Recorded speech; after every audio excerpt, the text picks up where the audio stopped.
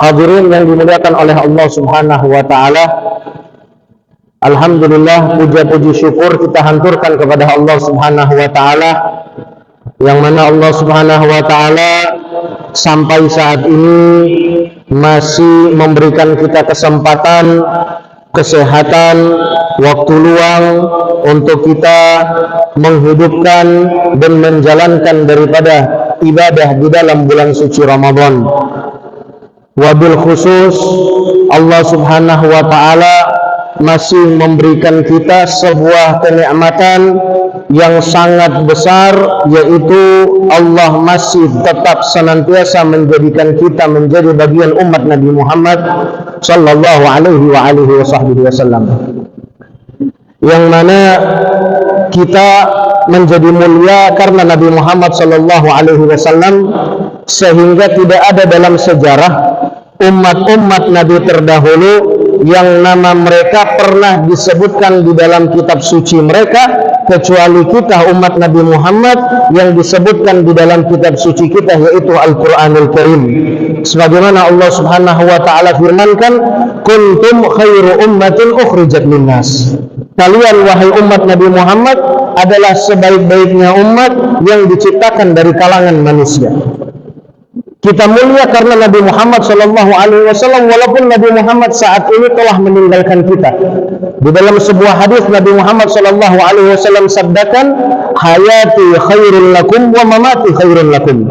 Hidupku baik untuk kalian, dan begitu juga matiku pun baik untuk kalian. Bahkan walaupun Nabi Muhammad sudah meninggal, kemuliaan tersebut tidak terputus karena sebab Allah Subhanahu wa taala kasihani kita, muliakan kita melalui junjungan besar Nabi Muhammad sallallahu alaihi wasallam. Oleh karenanya, ada beberapa hadirin yang dimuliakan oleh Allah Subhanahu wa taala, kemuliaan yang menjadi salah satu daripada atau beberapa kemuliaan yang menjadi fakhrnya kita, yang menjadi kebanggaannya kita menjadi umat Nabi Muhammad sallallahu alaihi wasallam.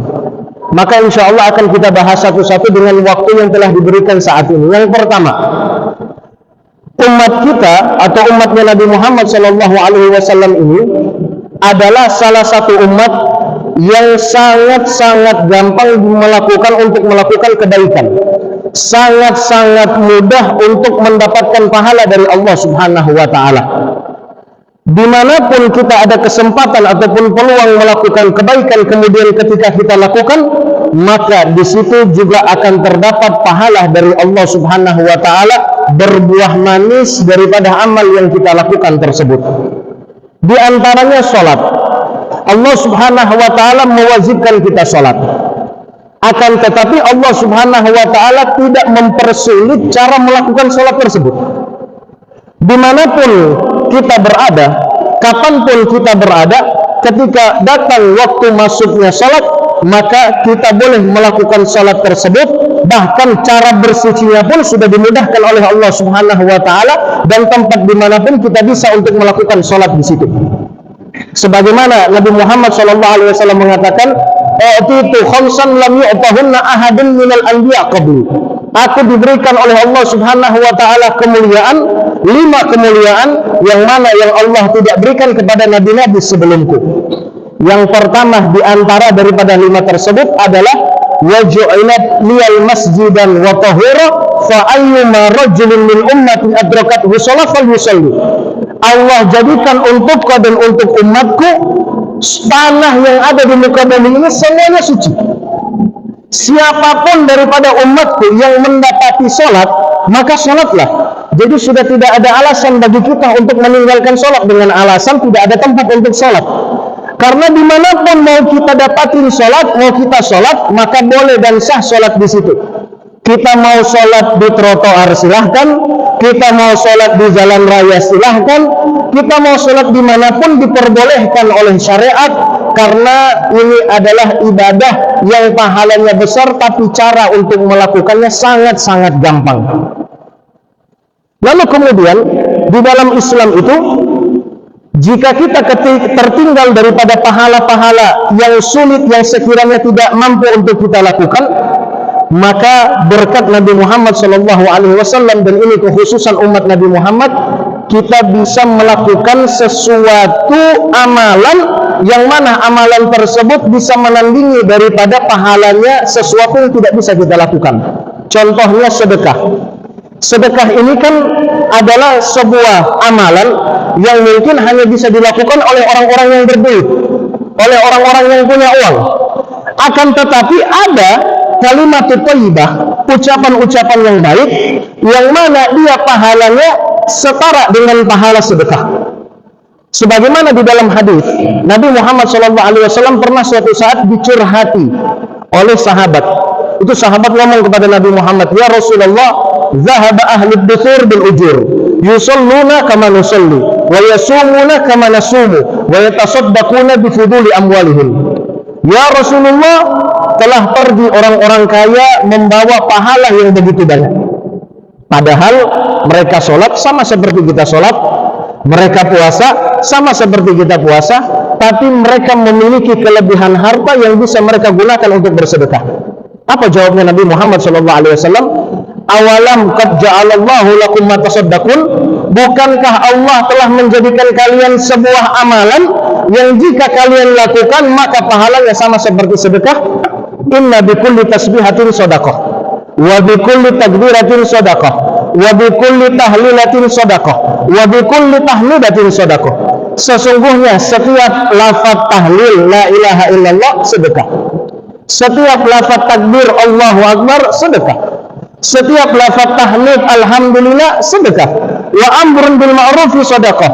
Amar ma'ruf, memerintahkan orang, mengajak orang untuk melakukan kebaikan sedekah. Wa nahyun 'anil munkar sedekah. Melarang orang untuk bermaksiat kepada Allah juga sedekah. Jadi kalau misalkan kita ini bingung ingin sedekah tapi nggak punya duit, tinggal kita bertasbih kepada Allah. Subhanallah, subhanallah, subhanallah. Satu tasbih sama seperti sedekah 1000. Dua tasbih 2000 pahalanya. 10 kali tasbih 10.000. Ketika kita nggak ada duit ingin bersedekah, tahlil la ilaha illallah Muhammadur Rasulullah 1000 satu kali, 5 kali 5.000, 10 kali 10.000, pahalanya sama seperti sedekah. Cuman ingat-ingat, ini pahalanya sama seperti pahala sedekah, bukan sama seperti kita bersedekah. Jadi jangan ketika kita masuk Indomaret ada tukang parkir Batagi Dewi, terus orang baca subhanallah 3 kali, solunas kita sebayar 3.000. Nah ini bisa-bisa itu peluit melayang di muka.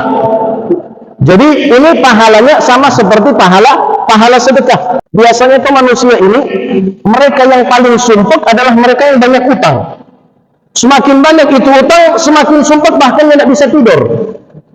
Itu kalau misalkan dia baca itu Al-Quran, insya Allah sumpeknya dia memikirkan utang, jenuhnya dia memikirkan utang, insya Allah hilang. Tapi utangnya tetap masih ada. Karena Al-Quran tidak bisa dipakai untuk melunaskan hutang. Yang bisa melunaskan hutang adalah dai atau fulus. Al-Quran itu hanya bisa untuk mempercepat lunasnya hutang seseorang dan menghilangkan daripada jenuh ataupun sumpah karena memikirkan hutang. Di dalam hadis qudsi, Allah Subhanahu wa taala berkata seperti ini kepada Nabi Musa alaihi salam. Ya Musa, inni u'titu li ummati Muhammad nurain li dhulmatain. Aku berikan kepada umatnya Nabi Muhammad 2 cahaya untuk 2 kegelapan.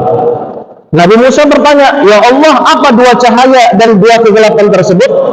Aku berikan kepada umat Nabi Muhammad nurul Quran wa nur syahri Ramadan. Cahayanya Al-Quran dan cahayanya bulan Ramadan. Saat ini pas di momen di dalam bulan Ramadan plus di dalam kita orang itu ada Al-Quran. Maka beruntung orang yang bisa hatam itu Al-Quran, walaupun sekali di dalam bulan suci Ramadan dia telah mendapatkan 2 cahaya tersebut. Untuk apa 2 cahaya ini? Lidzulmatil qabri wa zulmati yaumil qiyamah. Untuk kegelapan kuburan dan untuk kegelapan hari kiamat. Jadi kita gunakan sebaik-baiknya ini Al-Quran, baik di dalam bulan Ramadan atau di luar daripada bulan Ramadan, karena ini Allah berikan hanya khusus kita umat Nabi Muhammad sallallahu alaihi wasallam.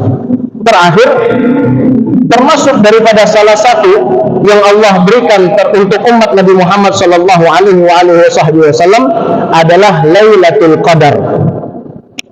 Lailatul Qadar ini sebuah malam yang tidaklah seorang hamba dapatkan itu malam kecuali dia amal ibadahnya di malam tersebut sama seperti 83 tahun atau 1000 bulan bahkan lebih. Di dalam Al-Quran itu khairun min alfi syahr, lebih baik dari 1000 bulan. Bisa jadi lebih baik dari 1000 bulan, bisa jadi lebih baik dari 150.000 bulan, bisa jadi lebih baik daripada 1500 bulan, bisa jadi lebih baik daripada 2000 bulan, bisa jadi lebih baik daripada 3000 bulan. Karena bukan sama, kata-kata Al-Quran itu berbeda. Barang siapa yang ibadah di malam Lailatul Qadar sama seperti dia ibadah 1000 bulan. Bukan itu yang dibilang, tapi lebih baik daripada ibadah 1000 bulan atau 83 tahun. Jadi ada kemungkinan bisa lebih dari itu. Maka beruntung mereka orang-orang yang mendapatkan Lailatul Qadar tersebut. Siapa saja yang mendapatkan Lailatul Qadar? Apa tanda-tanda orang yang mendapatkan Lailatul Qadar? Ulama sepakat bahwasannya tanda orang mendapatkan Lailatul Qadar dilihat setelah Ramadan. Kalau misalkan dia setelah Ramadan tambah jadi bagus, tambah jadi baik, DP amal ibadah tambah jadi banyak, maka itu orang bisa dipastikan dia telah mendapatkan Lailatul Qadar di bulan Ramadan. Tapi sebaliknya, jika ini Ramadan pergi yang tidak ada DP bekas, jika ini Ramadan pergi meninggalkan dia, malah dia tambah rusak, tambah hancur, tambah bermaksiat kepada Allah, ini orang bukan hanya tidak dapat Lailatul Qadar, juga dia tidak mendapatkan kemuliaan-kemuliaan di dalam bulan suci Ramadan. Na'udzubillah. Kapan Lailatul Qadar itu ada? Katanya Nabi sallallahu alaihi wasallam, taharrau Lailatul Qadri fil ashril awakhir min Ramadan. Siap-siaplah kalian untuk menghadang Lailatul Qadar di 10 terakhir daripada bulan suci Ramadan. Dan kita alhamdulillah ada di dalam 10 terakhir daripada bulan suci Ramadan. Bisa jadi malam ini Lailatul Qadar, bisa jadi besok, bisa jadi besok lusa, bisa jadi besok-besoknya lagi. Pokoknya ini hari-hari ini Allah Subhanahu wa taala simpan Lailatul Qadar di malam tersebut, di hari-hari 10 hari terakhir daripada bulan Ramadan. Apa hikmahnya? Karena kalau Allah beritahu Lailatul Qadar di tanggal tertentu, maka orang bisa jadi hanya beribadah di tanggal itu saja. Di yang lain orang yang akan beribadah kepada Allah Subhanahu wa taala. Sedangkan sekarang Allah sembunyikan itu Lailatul Qadar, soft tarawih semakin maju, bukan semakin mundur. Apalagi kalau Allah bilang Lailatul Qadar itu tanggal 13 Ramadan, itu soft hanya pelung 13 Ramadan, setelahnya hanya satu soft, bahkan setengah bisa jadi. Oleh karena itu bisa dipastikan orang yang dapat Lailatul Qadar di bulan Ramadan, mereka yang istiqomah sholat tarawih 20 rakaat mulai dari awal sampai akhir di dalam bulan suci Ramadan. Karena kuat Ramadan ini DP inti di akhir, bukan ketika start.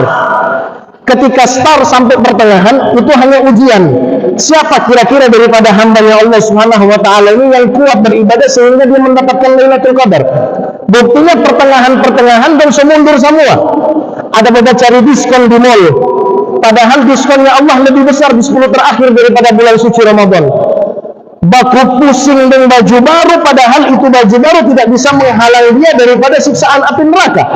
Tapi kalau misalkan sudah menghidupkan malam-malam daripada bulan Ramadan dengan tarawih sampai akhir, bisa dipastikan dia baju lebih afdal daripada baju hari raya, karena dia baju bisa menghalang daripada siksaannya Allah, bisa menghalangi daripada panasnya api nerakanya Allah Subhanahu wa taala. Oleh karena itu hadirin yang dimuliakan oleh Allah Subhanahu wa taala, kita minta kepada Allah mudah-mudahan kita semua yang hadir di tempat yang mulia ini dan segenap muslimin yang lainnya mudah-mudahan mendapatkan keberkahan daripada bulan suci Ramadan. Mudah-mudahan Allah Subhanahu wa taala jadikan kita hamba-hamba yang lebih baik setelah perginya bulan Ramadan, dan semoga Allah Subhanahu wa taala terima dan ridai semua amal kita yang kita lakukan di dalam bulan suci Ramadan ini. Amin amin ya rabbal alamin. Ini yang bisa saya sampaikan, kurang dan lebihnya saya mohon maaf. Hadza minni wal afu minkum. Assalamualaikum warahmatullahi taala wabarakatuh.